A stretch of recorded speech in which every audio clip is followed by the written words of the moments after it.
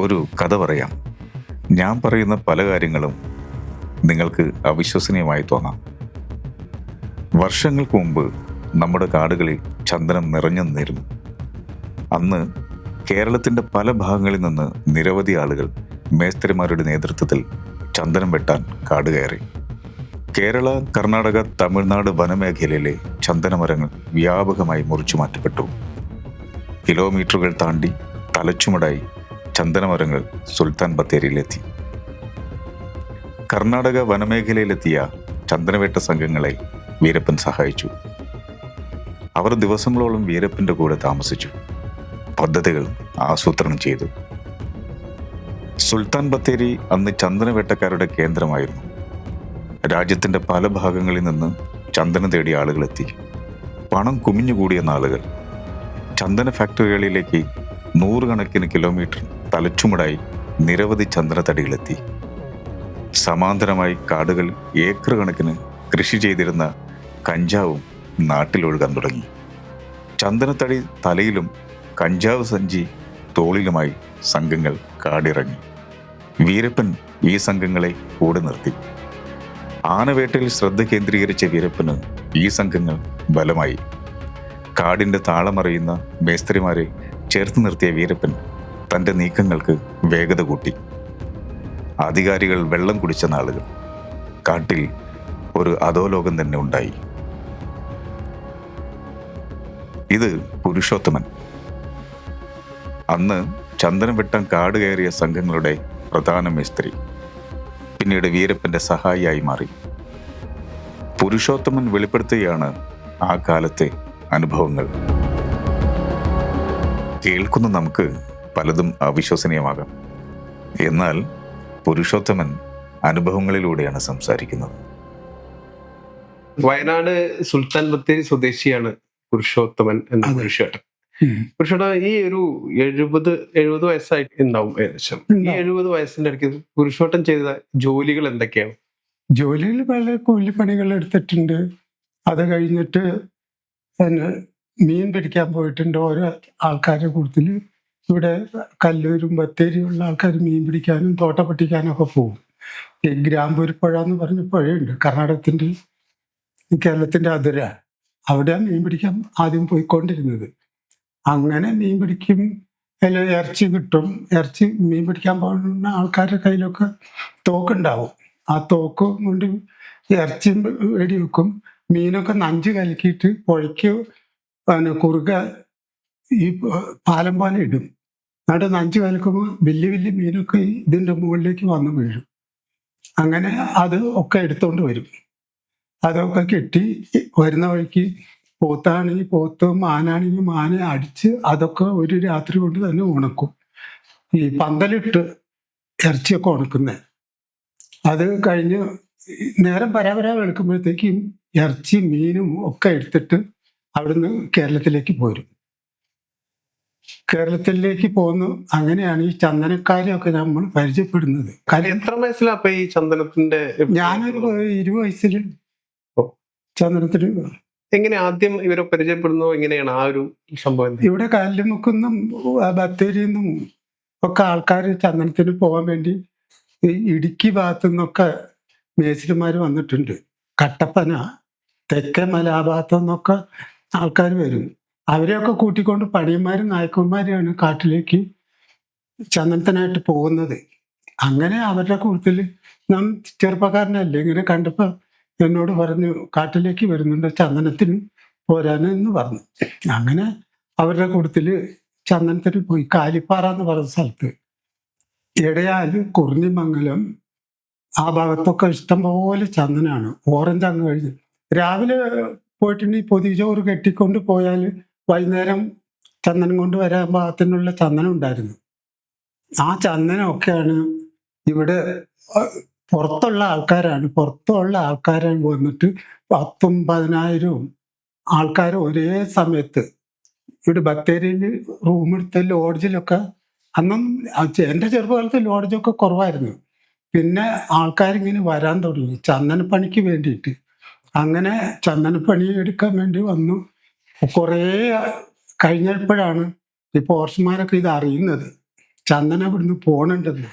അക്കാലത്ത് ചന്ദനം കൊണ്ടുവരുന്ന വഴിക്ക് തന്നെ ആൾക്കാരെ ഫോറസ്റ്റുമാർ ഓടിച്ച്, അന്ന് പിടിച്ചിട്ടൊന്നുമില്ല, ഓടിച്ച് ഈ കൽക്കർ റോഡ് മുറിയുന്ന സമയത്ത് കുറെ ആൾക്കാരെ ചന്ദനമൊക്കെ പോയി. പിന്നെ ആൾക്കാർ പേടിച്ചാ പോയിക്കൊണ്ടിരുന്നത്. ആദ്യമൊന്നും പേടിയില്ല, കാട്ടിൽ ആരും വന്ന് നോക്കൊന്നുമില്ല. എപ്പോഴെങ്കിലും ഈ റോട്ടിൽ കൂടി വന്നിട്ട് വാച്ചർമാര് ഒരു വന്നു എന്നറിയാൻ വേണ്ടിയിട്ട് ഒരു പച്ച ചെടികൾ വെട്ടി റോട്ടിലിടും. അത് ഉയർന്ന ഉദ്യോഗസ്ഥന്മാർ വരുമ്പോൾ അറിയാൻ വേണ്ടിയിട്ട്. അങ്ങനെ ഈ പച്ചച്ചെടി ഈ പോകുന്ന ആൾക്കാർ കണ്ടിട്ടുണ്ടെങ്കിൽ ഇവിടെ ഉദ്യോഗസ്ഥന്മാർ വന്നിട്ടുണ്ടെന്ന് അറിയും. എന്നിട്ട് വേറെ വഴി കൂടിയാണ് പിന്നെ ആൾക്കാർ പോവും വരും ഒക്കെ ചെയ്യുന്നത്. പിന്നെ ആ ഭാഗത്ത് ഉള്ള ചന്ദനമൊക്കെ തീർന്നു. ചന്ദനം ഉണ്ടെങ്കിൽ ചന്ദനം ചെത്തണ്ട, ഇങ്ങനെ കുലുക്കി പറിച്ചാൽ മതി അക്കാലത്ത്. അപ്പോൾ ബെർലയില് മുളവെട്ടുകാര് വന്നു.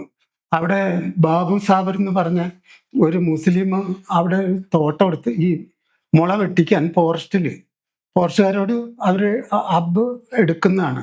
എടുത്ത് വെട്ടാൻ വേണ്ടി വരുന്ന സമയത്ത് അവിടെയൊക്കെ ചന്ദനം. ആ ചന്ദനം കംപ്ലീറ്റ് ഈ ബെർല കമ്പനിക്കാരും മുളയുടെ ഉള്ളിൽ വെച്ചിട്ടാണ് കൊണ്ടുപോയത്. അങ്ങനെ കുറേ ചന്ദനങ്ങൾ അവിടെയൊക്കെ തീർന്നു. ഈ ഭാഗത്തെല്ലാം ചന്ദനം തീർന്നു. വേരമ്പാടി ആ സ്ഥലത്തൊക്കെ ചന്ദനം ഉണ്ടായിരുന്നു, ഒക്കെ തീർന്നു കഴിഞ്ഞിട്ട് പിന്നെ അങ്കളം ഭാഗത്തേക്ക് പോകാൻ തുടങ്ങി. അപ്പോഴത്തേക്കും ചന്ദനക്കാരെന്ന് പറഞ്ഞാൽ 10,000-15,000 ചന്ദനക്കാർ വന്നു. അത് നായ്ക്കന്മാരും മേച്ചിരിമാരുണ്ട്, പണിയന്മാരും മേച്ചിരിമാരുണ്ട്. അവരൊക്കെ വഴി കാണിച്ച് കൊണ്ടുപോകും മലയാളത്തുകാരെ. അവിടുന്ന് 10 ദിവസമായി. പിന്നെ ആദ്യം 1 ദിവസം 2 ദിവസം കൊണ്ട് വരുന്നവർ 5 ദിവസമായി, പിന്നെ 10 ദിവസമായി. അങ്ങനെ പോവുകയാണ്. തീരുന്നത് നോക്കി പോവുകയാണ്. ഇവിടുന്ന് വന്ദിപ്പൂർ കാട്ടിൽ പോയി, വന്ദിപ്പൂരിന്ന് എടയാല് പോയി. എടയാല് കഴിഞ്ഞിട്ട് ചിക്കലച്ചെട്ടി ആ ഭാഗത്തൊക്കെ ഇഷ്ടംപോലെ ചന്ദനം ഉണക്ക തീർന്ന് പിന്നെ പച്ച വെട്ടാൻ തുടങ്ങി. പിന്നെ പച്ചയും തീർന്നിട്ടാണ് പിന്നെ ഈ തമിഴ്നാടും കർണാടകയും കൊണ്ട് അതിര് മുറിഞ്ഞ് അങ്ങോട്ട് പോകുന്നത്, തമിഴ്നാട്ടിലേക്ക് പോകാൻ തുടങ്ങിയത്. അങ്ങനെ തമിഴ്നാട്ടിലുള്ള ഒരുവിധം ചന്ദനമൊക്കെ ഞങ്ങൾ മലയാളത്തുകാർ തന്നെ ഒരു ദിവസം ഒരു 1000 ആൾക്കാർ പോവുകയാണെങ്കിൽ ആ 1000 ആൾക്കാർ ഇങ്ങോട്ട് തിരിച്ചു വരുമ്പോഴത്തേക്ക് ഇവിടുന്ന് 1000 ആൾക്കാർ അങ്ങോട്ട് പോകും.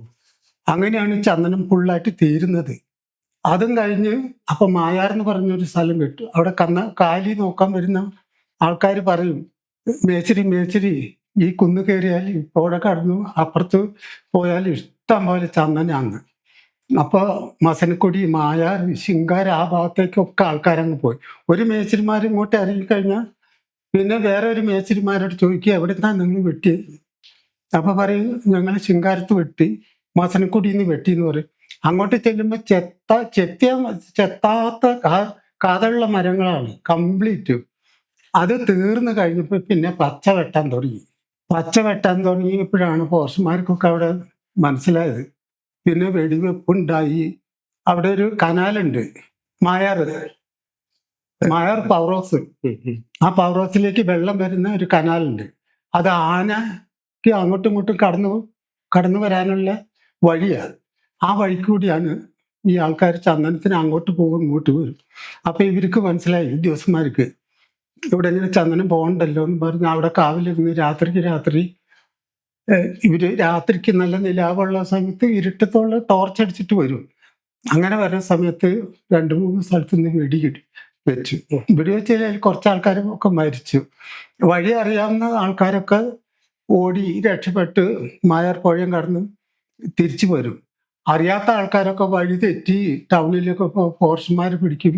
കുറെ ആൾക്കാർ മരിച്ചു പോയിട്ടുണ്ട്. അത് എത്ര ആൾക്കാർ മരിച്ചു എന്ന് പറയാൻ പറ്റില്ല. ഇവിടെയുള്ള ആൾക്കാരല്ല അത്.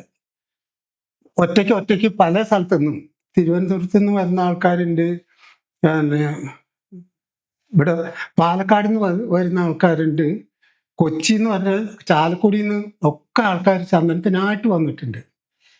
അങ്ങനെ കുറെ ആൾക്കാർ കണക്കില്ലാതെ മരിച്ചും പോയിട്ടുണ്ട്. ഇത് ഈ വെട്ടുന്ന ചന്ദനം എങ്ങനെയാണ് പുറത്തെത്തിച്ചിരുന്നത്? അതെങ്ങനെയാണ് അതിന്റെ ഒരു രീതി? എങ്ങനെയായിരുന്നു വെട്ടുന്ന ചന്ദനം? തല ചുമടായിട്ടാ വരിക. നമ്മൾ അവിടെ വണ്ടിയിലല്ല കൊടുക്കുന്നത്. സുൽത്താൻ ബത്തേരി മുത്തങ്ങയിൽ വന്നു. അന്ന് പോർച്ചുമാർക്കൊക്കെ അറിയാം ചന്ദനത്തിന് ഇത്ര ആൾ പോകണ്ടെന്ന് പോർച്ചുമാരോട് പറയും. കാട്ടിക്കരണെങ്കിൽ പോർച്ചുമാരോട് പറയണം ഇത്ര ആൾ പോകണ്ട്, ഇത്ര ആൾ പോകണ്ട്. പിന്നെ മേച്ചിരിമാരെ കൂടുതൽ മേച്ചിരിമാർ ഇഷ്ടംപോലെ മേച്ചിരിമാരുണ്ട്. പോകുമ്പോൾ പറയും. അങ്ങനെ കൊണ്ടുവന്ന് ഇവിടെ ഒന്ന് മില്ലുണ്ടല്ലോ, അന്ന് മില്ലുണ്ടായിരുന്നില്ല. ആദ്യം മോങ്ങത്തായിരുന്നു മില്ല്, അല്ല കാസർഗോഡായിരുന്നു. കാസർഗോഡായിരുന്നു കയറ്റി പോയിക്കുന്നു. ഇവിടെ കല്ലൂരുള്ള ഒരു PC മാമു എന്ന് പറഞ്ഞ ഒരാളുണ്ട്. അവർക്ക് മാത്രമേ കാറുണ്ടായിരുന്നുള്ളൂ അക്കാലത്ത്. ആ കാറിലും പിന്നെ വേറെ ആൾക്കാരൊക്കെ ജീപ്പിൽ അടിച്ചു പോകും. ഇപ്പൊ അയാളൊക്കെ മരിച്ചു പോയി, മാമയ്ക്കൊക്കെ മരിച്ചു പോയി. പിന്നെ അതുപോലെ അത് കഴിഞ്ഞിട്ടാണ് മോങ്ങത്ത് ഇത് ഫാക്ടറി തുടങ്ങണേ. മോങ്ങത്തേക്കാണ് ഏറ്റവും കൂടുതൽ ചന്ദനം പോയിക്കൊണ്ടിരുന്നത്. അത് കഴിഞ്ഞിട്ടാണ് നൂൽപ്പുഴയിൽ ആവറാൻ ഫാക്ടറി ഇടുന്നത്. അങ്ങോട്ട് പിന്നെ അവിടുന്ന് ഇങ്ങോട്ടായി ഫുള്ളായിട്ട് ചന്ദനം കൊണ്ടുവരുന്നത് ഈ നമ്മുടെ മലയാളത്തുകാർ ഇപ്പൊ ചന്ദനം കൊണ്ടുവന്ന് അറിഞ്ഞ് കർണാടകത്തുകാർ തന്നെത്താനെ ഇങ്ങോട്ട് കൊണ്ടുവന്ന് തുടങ്ങി. കല്ലൂരിക്കും കല്ലുമുക്കിലും ഫാക്ടറിയിലേക്കൊക്കെ അവർ പരിചയപ്പെട്ടു. കർണാടകത്തുകാരും കൊണ്ടുവന്ന് ആ ചന്ദനം, ആ ഭാഗത്തുള്ള കർണാടകത്തിലുള്ള ചന്ദനം മുഴുവനും തീർന്ന് മലയാളത്തുകാരാണ് ഏറ്റവും കൂടുതൽ. മലയാളത്തുകാരും തമിഴരും ഒക്കെ എവിടെയുള്ള ആൾക്കാരാണെന്നറിയില്ല. ഒറ്റയ്ക്ക് വന്ന് ഈ പൈസ കിട്ടിക്കഴിഞ്ഞാൽ തൂക്കി പൈസ കൊടുക്കും. പൈസ കൊടുത്തു കഴിഞ്ഞാൽ അത് ചീട്ടുകളിയായി, പെണ്ണുപിടുത്തമായി. ആ പൈസ തീർന്നു ഓരോ റൂമിൽ കയറി ചീട്ട് കളിക്കും. അതിൽ ഒരാൾക്ക് ഈ പൈസ കിട്ടിക്കഴിഞ്ഞാൽ അയാൾ നാട്ടിലേക്ക് പോകും. പിന്നെ മറ്റാ ആൾക്കാർ വേറെ അരിസാമാനം കെട്ടി കാട്ടിലേക്ക് പോക്കാണ്. അങ്ങനെ പോയാണ് ഈ കാടുകളിലത്തെ ചന്ദനം മുഴുവൻ തീർന്നത്. അങ്ങനെ അതിനിടയ്ക്ക് ആനക്കൊമ്പ് വേട്ടക്കാരുണ്ട്. ഇവിടെ തന്നെ നമ്മുടെ വയനാടിൻ്റെ മുകളിൽ തന്നെ ഇഷ്ടംപോലെ ആന വെടിവെക്കുന്ന ആൾക്കാരുണ്ട്. തമിഴ്നാട്ടിൽ ഈ നായക്കന്മാർ, ഈ വടുകാസ് എന്ന് പറഞ്ഞ ആൾക്കാരൊക്കെ ഉണ്ട് ഊട്ടി ഭാഗത്ത്. അവരൊക്കെ ആനേനെ വെടിവെക്കും. ആനേനെ വെടിവെച്ച് കഴിഞ്ഞിട്ടുണ്ടെങ്കിൽ ഒക്കെ കേരളത്തിലേക്കാണ് വരിക. പിന്നെ മൈസൂരിലേക്ക് കയറ്റാൻ തുടങ്ങി. ഈ ചന്ദനം ഇവിടുന്ന് പോയി ഇവിടെ തീരാറായപ്പോൾ മൈസൂർ ചന്ദനം എടുക്കാൻ തുടങ്ങി. എത്ര കാലം കൊണ്ടാണ് ഈ ഒരു ചന്ദനം കേരളത്തിൽ പൂർണ്ണമായി അങ്ങനെ തീർന്നു തുടങ്ങിയത്? എത്ര വർഷം എടുത്തു അത്? ഒരു 25 വർഷമായി കാണും തീർന്നിട്ട്. 1000 ആൾ അങ്ങോട്ട് പോകുമ്പോൾ 1000 ആൾ ഇങ്ങോട്ട് വരുന്നു. ഈ ഒരു രീതിയിൽ കുറേ കാലം പോയോ? കുറേ കാലം. ഇപ്പൊ ഞാനൊരു 50 എനിക്കിപ്പോ 70 വയസ്സായി. 50 വയസ്സിലുള്ള ഇങ്ങോട്ടാണ് ഈ കാട് മുഴുവൻ ഒരുവിധം സ്ഥലത്തൊക്കെ ഞാൻ ഓരോ മേച്ചിരിമാരുടെയും കൂടുതലും പോയിട്ടുണ്ട്. ഞാനും മേച്ചിരിയായിട്ട് പോയിട്ട് ഞാൻ കൊണ്ടുവന്നിട്ടുണ്ട്. ഏറ്റവും കൂടുതൽ ആൾക്കാർ എൻ്റെ കൂടുതൽ 50 ആള് 60 ആളൊക്കെ ഒന്നിച്ച വന്ന് ഈ ആസന്നൂർ, തമിഴ്നാടാണ്. ആസന്നൂർ കാട്ടിൽ നിന്നൊക്കെ ചന്ദനം ഇങ്ങോട്ട് തലച്ചമ്മടായിട്ടാണ് വന്നിട്ടുള്ളത്. അങ്ങനെ ഇരിക്കുമ്പോഴാണ് ഞങ്ങൾ വീരപ്പനെ കണ്ടുമുട്ടുന്നത്. ആ ഒരു സംഭവം എങ്ങനെയാണ്? കാട്ടുന്ന് ഞങ്ങൾക്ക് കോടാലിയും ഒരു ട്രൗസറും മാത്രമേ പുല്ല് കൊള്ളാണ്ടിരിക്കാൻ വേണ്ടി പാൻ്റ് ഇട്ടിട്ടാ പോകുള്ളൂ. കാക്കി പാൻ്റല്ല, പാൻ്റ് ഇടാതെ തന്നെ ഈ പാൻ്റ് ഇട്ടിട്ട് കാട്ടിൽ കൂടി പോകുന്ന സമയത്ത് ഇവർ 12 ആളുണ്ട് കാക്കിയിൽ ഇങ്ങനെ വരുന്നു. അപ്പം ഞങ്ങളൊക്കെ കണ്ടപ്പോൾ ഓടിയപ്പോൾ അവിടുന്ന് വിളിച്ച് പറഞ്ഞു, ഓടണ്ടെന്ന്. ഓട വേണ്ട ഞങ്ങളും ഉങ്ക മാതിരി തിരുടറുകൾ താന്ന് പറഞ്ഞു. അപ്പടിന്നാ എന്താ തുപ്പാക്കി കീഴെ പോട്ടിട്ട് വാന്ന് പറഞ്ഞു. ഞാൻ അവരുടെ അടുത്ത് തന്നൊരു 3 തോക്കേ ഉണ്ടായിരുന്നുള്ളൂ. ഒരു ഡബിൾ വാറ തോക്കും, പിന്നെ മരുന്ന് നിറയ്ക്കുന്ന തോക്കും. ഈ 3 തോക്കേ ഉള്ളൂ. അതുകൊണ്ട് അവിടെ വെച്ചിട്ട് ഞങ്ങളുടെ അടുത്തേക്ക് വന്നു. ഇപ്പൊ ഞാനാണ് വീരപ്പൻ അന്നേരം ഞങ്ങൾ കാണുന്നത്. അപ്പൊ ഞങ്ങളുടെ കൂട്ടത്തിൽ തന്നെ ഇവിടെ തെങ്ങുമരാട അള്ളി കൊങ്കള്ളി വെട്ടേൻ്റെ താഴെ അവിടെ എന്നാ വാ പറഞ്ഞിട്ട് നിങ്ങൾക്ക് കറി വേണമെന്ന് അടിച്ചു കൊടുക്കണമെന്ന് പറഞ്ഞ് കൂട്ടിയിട്ട് പോയി. അവിടെ ഒരു പോത്തിനെ അടിച്ചു തന്നു. ഞങ്ങൾ 10-60 ആളുണ്ടല്ലോ ആൾക്കാർ കൂടി. ഞങ്ങളെ കണ്ടപ്പോൾ അവർക്ക് സന്തോഷം. അവിടെ കുറെ ഒരു 3-4-5 ദിവസം ഞങ്ങൾ അവിടെ കൂടി. വീരപ്പൻ ഗാംഗിൽ ആരൊക്കെ? സേത്തുക്കുളി, ഗോവിന്ദൻ, അങ്ങനെ അറിയാം? വീരപ്പനും വീരപ്പന്റെ അനിയൻ അർജുനൻ, തൂത്തുക്കുടി ഗോവിന്ദൻ, പിന്നെ പളനിസ്വാമി, പേരൊക്കെ മറന്നുപോയി. ഓക്കെ. അവര് 12 ആളെ ഉണ്ടായിരുന്നുള്ളൂ. ചെറിയ ഇത് അവര് ആനക്കൊമ്പിന് വേണ്ടിയിട്ട് നടക്കുന്നതാണ്. ചന്ദനത്തിന്റെ പണിയില്ല. അങ്ങനെ പരിചയപ്പെടും. ഞങ്ങളോട് നിങ്ങൾ ചന്ദനം അവിടെ പോയി ചന്ദനം ഞങ്ങളോട് ഇങ്ങോട്ട് പറഞ്ഞു തരും. അവർക്ക് അന്നേരം ഈ ആനക്കൊമ്പിന്റെ പണി മാത്രമേ ഉള്ളൂ. അപ്പൊ ഞങ്ങൾ ഇനി എത്ര ദിവസം കഴിഞ്ഞിട്ട് തിരിച്ചു വരുമ്പോൾ ഞങ്ങൾ ദിവസം പറയും. ആ ദിവസം അവരവിടെ കാവലിരിക്കും. അപ്പൊ അവർക്ക് ഞങ്ങൾ ഈ ഉണക്കമീൻ, പഴം, അതൊക്കെ നല്ല അലുവ അവർക്ക് ആവശ്യമുണ്ട്. അതൊക്കെ പറയുമ്പോൾ ഞങ്ങൾ പോണ സമയത്ത് കെട്ടിപ്പൊതിഞ്ഞ് ഇപ്പൊ അന്ന് നടന്നു പോയിക്കൊണ്ടിരുന്ന ആൾക്കാർ ഗുണ്ടൽപേട്ട വണ്ടിയിൽ തുടങ്ങി. ഗുണ്ടൽപേട്ട പോയി വണ്ടിയിൽ ഇറങ്ങി അവിടുന്ന് വണ്ടിയും വിളിച്ച് ഈ കൊങ്കള്ളി ദേവസ്ഥാനത്തിന്റെ അടുത്തെത്തും. പിന്നെ എൽച്ചട്ടീൻ്റെ അടുത്തും പിന്നെ കാട്ടിക്കൂടിയുള്ള അതുവരെ പോയാൽ മതി. പിന്നെ നടന്ന് അവര് ചെല്ലുമ്പോഴത്തേക്ക് അവരുണ്ടാവും. അപ്പൊ ഇത് കൊടുത്ത് പിന്നെ ഞങ്ങൾ അവിടെ തന്നെ കൂടും. അവർ 3-4 ദിവസം കൂടും. എന്നിട്ട് ഞങ്ങൾ പോയി ചന്ദനം വെട്ടിക്കൊണ്ട് അന്ന് തെരഞ്ഞു നടക്കേണ്ട കാര്യമില്ല. കാട്ടിലേക്ക് കയറുകയാണ് ഇഷ്ടം പോലെ ചന്ദനം വെട്ടി പോരും. അങ്ങനെയാണ് ഞങ്ങൾ വീരപ്പന്റെ കൂട്ടത്തിലേക്ക് കൂടുന്നതും കാണുന്നതും. പിന്നീട് ആ വീരപ്പന്റെ സംഘത്തിൽ തുടർച്ചയായിട്ട് ഉണ്ടാവുന്നുണ്ടോ? ഞാൻ തുടർച്ചയായിട്ട് കണ്ടിട്ടില്ല, കൂടിയിട്ടില്ല. ഞാൻ ഇവിടെ ഇങ്ങനെ കാണുമ്പോൾ സാധനം കൊണ്ടു കൊടുക്കലും വരലും മാത്രമേ ഉള്ളൂ. അങ്ങനെയാണ് ഇവരുടെ ഈ ആനക്കൊമ്പിന്റെ ലൈസൻസ് ഇന്ത്യയിൽ നിന്ന് ക്യാൻസലാവുന്നത്. അപ്പൊ പിന്നെ അവര് ഇത് എടുക്കാണ്ടായി തുടങ്ങി. അവര് കൊടുക്കുന്ന ആൾക്കാരൊക്കെ തമിഴ്നാട്ടിലും മൈസൂറും ഒക്കെയാണ് കൊടുത്തുകൊണ്ടിരുന്നത്.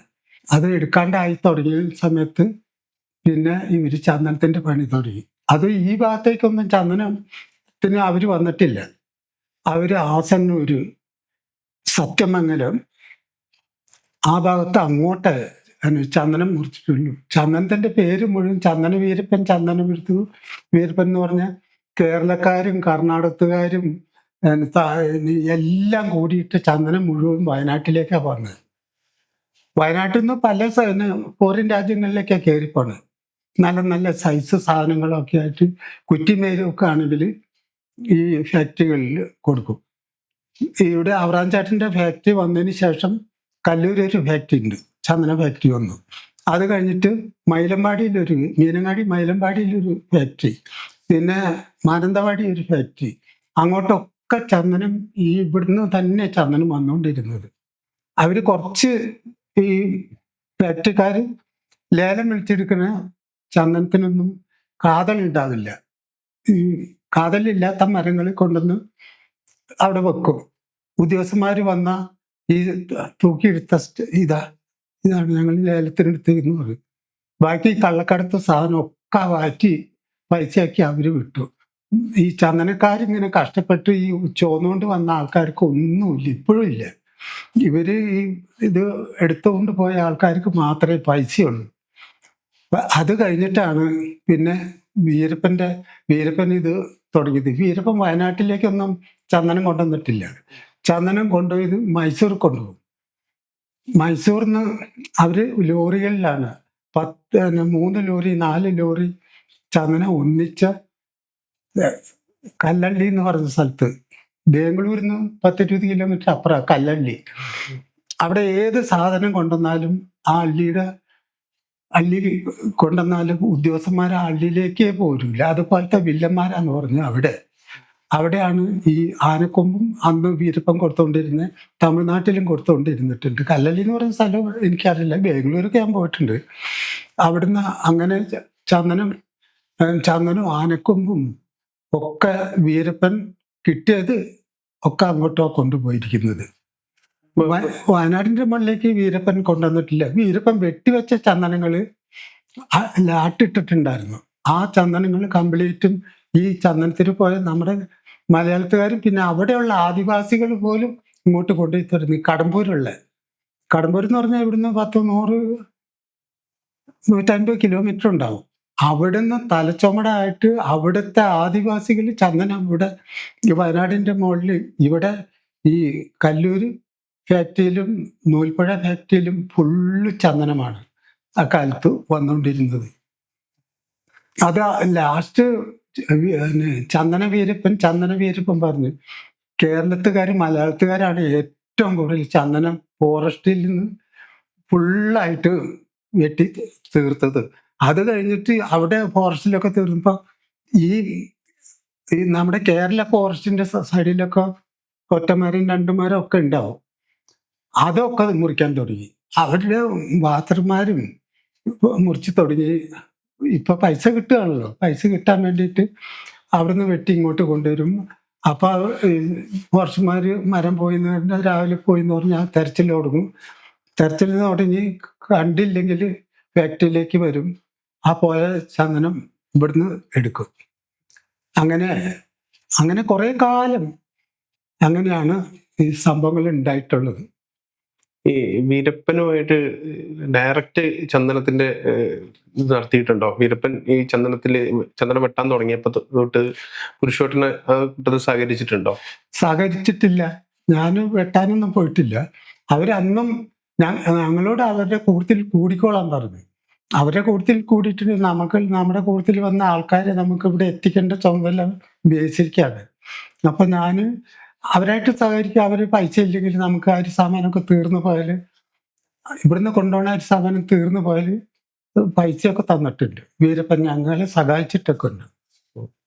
അതുപോലെ അല്ല, അവരുടെ സംഘത്തിൽ ഞാൻ കൂടിയിട്ടില്ല. പിന്നെ ഞാൻ STF പറഞ്ഞു, വീരപ്പനെ പിടിക്കണം, വീരപ്പനെ വഴി അറിയുന്ന ആൾക്കാർ ഉണ്ടെങ്കിൽ വിളിക്കാൻ പറഞ്ഞു. അങ്ങനെ ഞാൻ ഇവിടെ എഴുത്തുകാരൻ വാത്സൻ ഉണ്ടല്ലോ, ബത്തേരി വാത്സന് സംഘടനത്തിരി DAGന്റെ ഓഫീസിലേക്ക് വിളിച്ചു.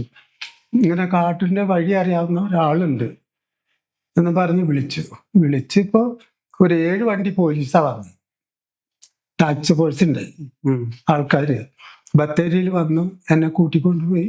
ഈ സാറൊക്കെ മുത്തങ്ങല് കൊണ്ടുവന്ന് അവിടെ 3-4 ദിവസം താമസിച്ച് ഓരോ കാര്യങ്ങളൊക്കെ പറഞ്ഞ് ബത്തേരി SI ഒക്കെ കൂട്ടിയിട്ടാണ് എന്നെ കൂട്ടിക്കൊണ്ട് പോകുന്നത് വഴി കാണിക്കാൻ. വീരപ്പൻ അങ്ങേറ്റം പോയാൽ ഒരു 500 ആനേനെങ്കിലും ഒരു വെടി വെച്ചിട്ടുണ്ടാവുള്ളൂ. അത് ഇപ്പോൾ പറയുന്നത് അവന് 20,000 ആനേനെ വെടിവെച്ചു. ഒരു 10-20,000 വലിയ ചന്ദനമരം വെട്ടി കയറ്റി. ചന്ദനമൊക്കെ നമ്മുടെ മലയാളത്തുകാർ അവിടെ നിന്ന് കൊണ്ടുവന്നേക്കുന്നത് ഫുള്ളും വീരപ്പൻ്റെ പേര് പറഞ്ഞ് വീരപ്പനെ അവർ തൂക്കിലിടുകയാണ് ചെയ്യുന്നത്. വീരപ്പൻ അത്ര വലിയൊരു ഭീകരനൊന്നും അല്ല. വീരപ്പന് 12 വയസ്സേ ഉള്ളൂ. ആ കാലത്താണ് പിന്നെ കാട്ടിലേക്ക് കയറിയിട്ട് ഇവന് ഒരു പ്രായമൊക്കെ ആയപ്പോഴത്തേക്കും ഈ അമ്മേനെയും പെങ്ങളെയൊക്കെ ഉപദ്രവിച്ച ആൾക്കാരെയൊക്കെ വെടിവെച്ച് കൊന്നു.